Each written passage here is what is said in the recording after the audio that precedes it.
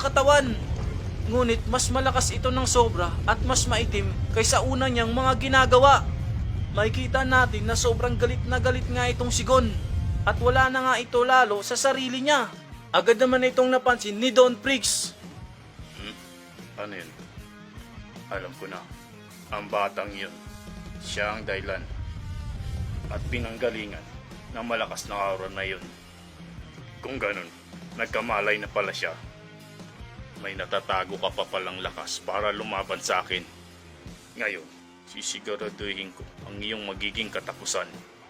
Banggit nga dito ni Don Prix para kay Gon. Balik nga tayo dito kay Gon na makikita natin na punong-puno nga ito ng masamang aura.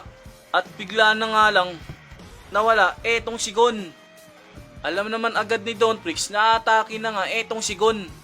Ngunit sa bilis ni Gon ay hindi niya napansin na ayan na nga, umatake na nga etong si Gon. Magbabayad ka. Tatapusin kita. Dito din, mismo sa lugar mo. Banggit nga ni Gon. Malaki ang